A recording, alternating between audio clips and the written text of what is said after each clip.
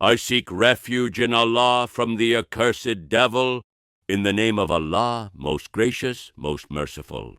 And due to Allah from the people is a pilgrimage to the house for whoever is able to find thereto a way. But whoever disbelieves, then indeed Allah is free from need of the worlds. Allah Almighty is truthful. Here you are, O pilgrim. You have prepared yourself to start the blessed journey, seeking by that the face of Allah Almighty, and repenting to Him.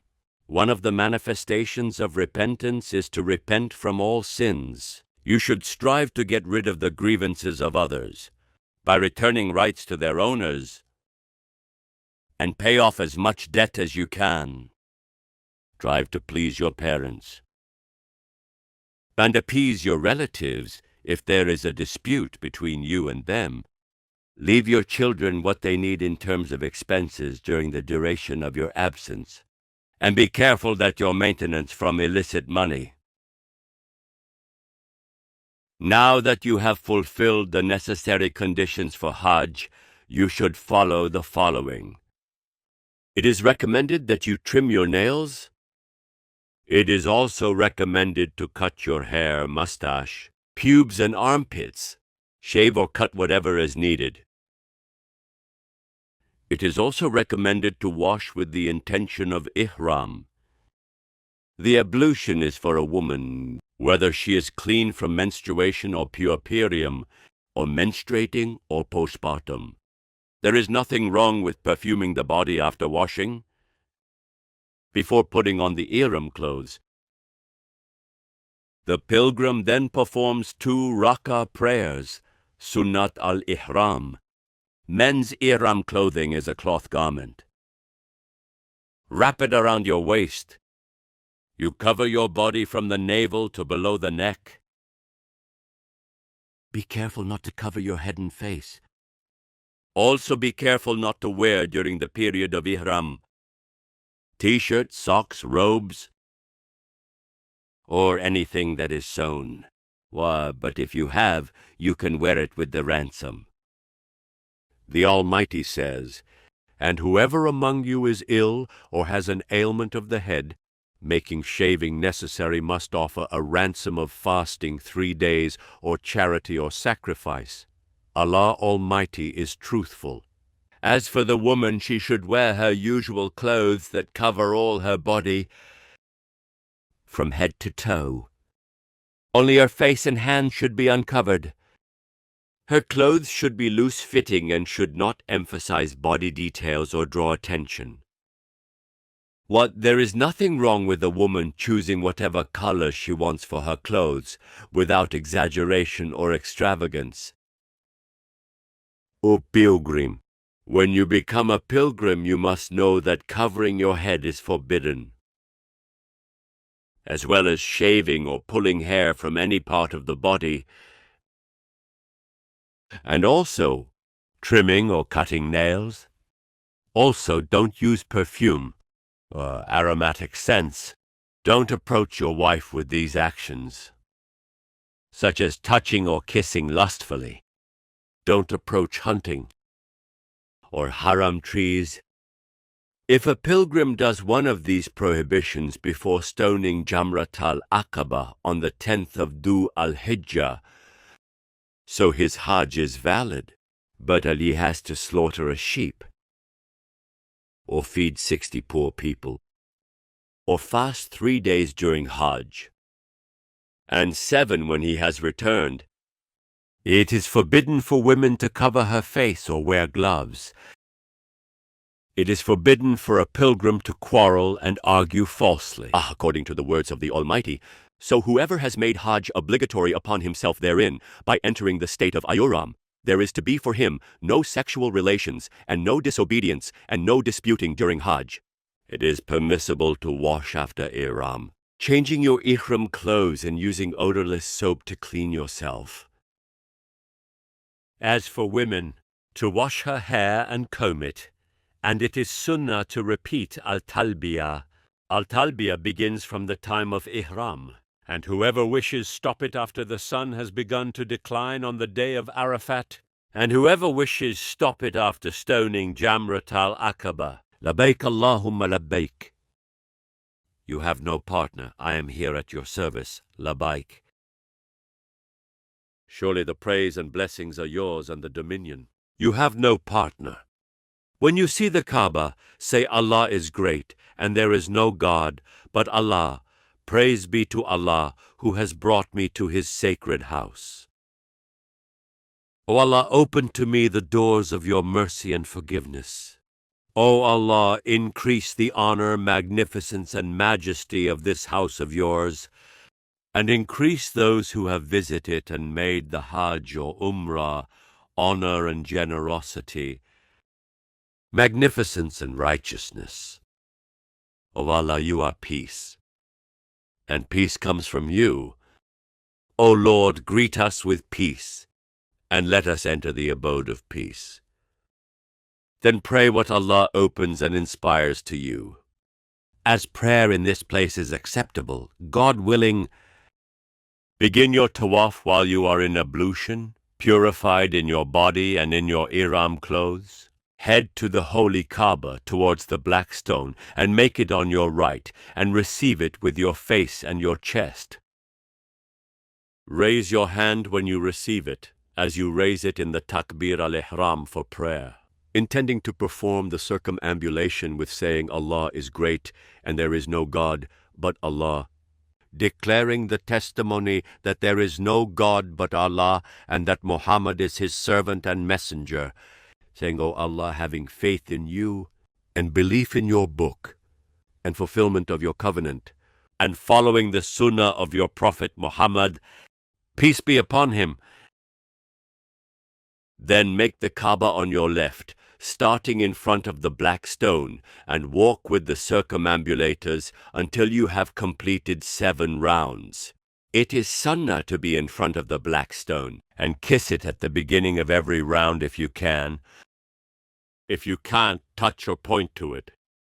It is desirable when receiving the black stone to say, Allah is great, and there is no God but Allah, and the supplication of, O Allah, we having believing in you, believing in your book, fulfilling your covenant, and following the sunnah of your Prophet Muhammad, may Allah bless him and grant him peace.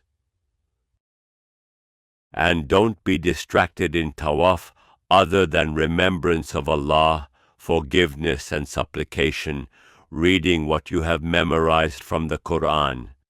If you have finished the 7 rounds of tawaf, so pray to Allah with what He has inspired to you. Go to the place known as Abraham's shrine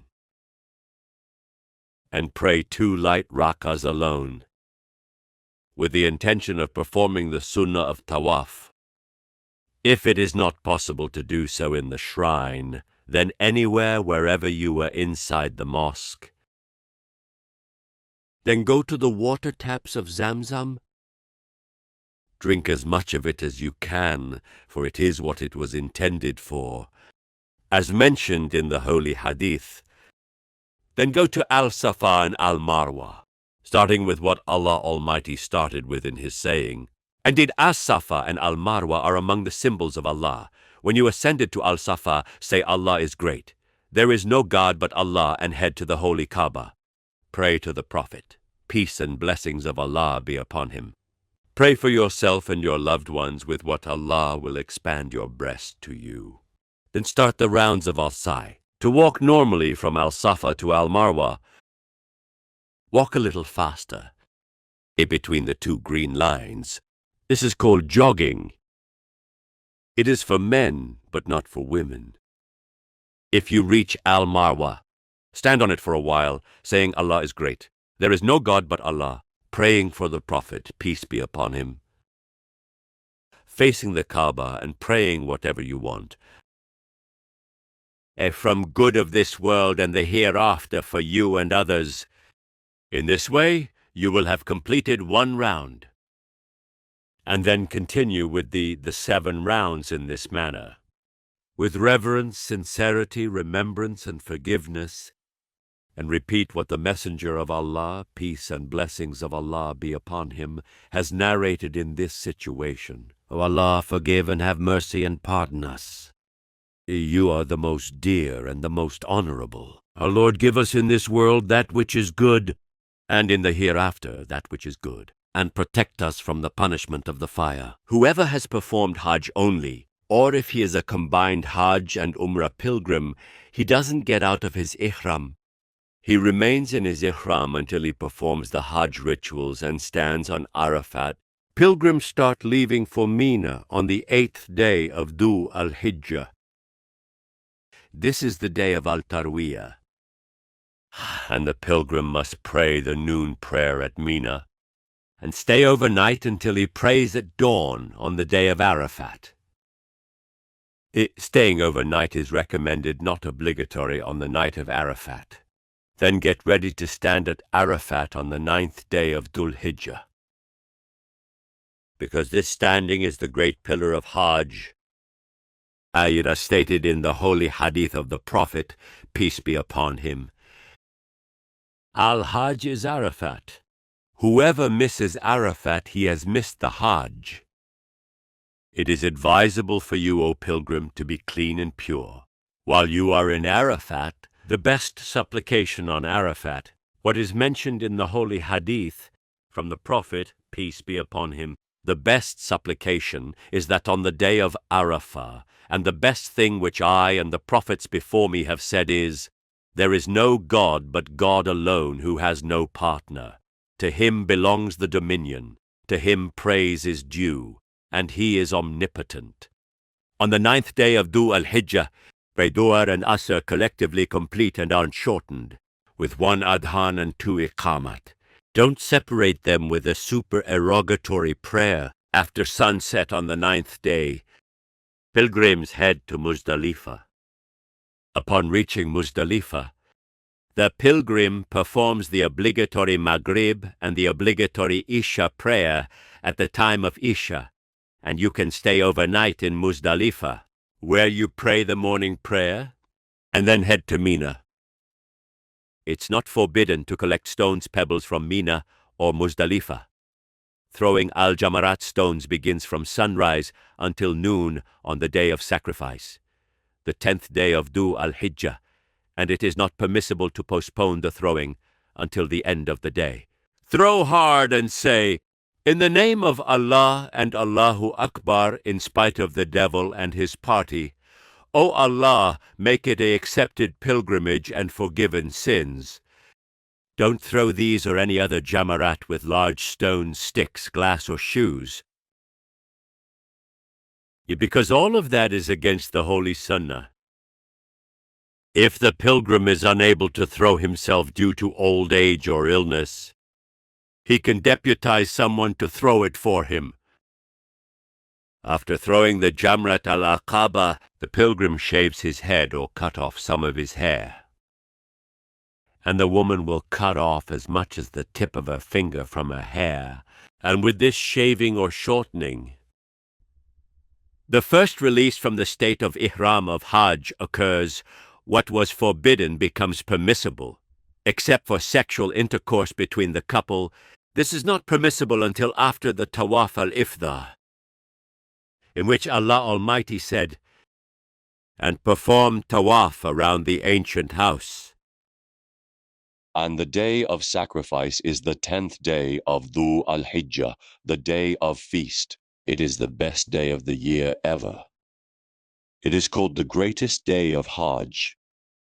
The Prophet, peace and blessings of Allah be upon him, said, the greatest day in God's sight is the day of sacrifice.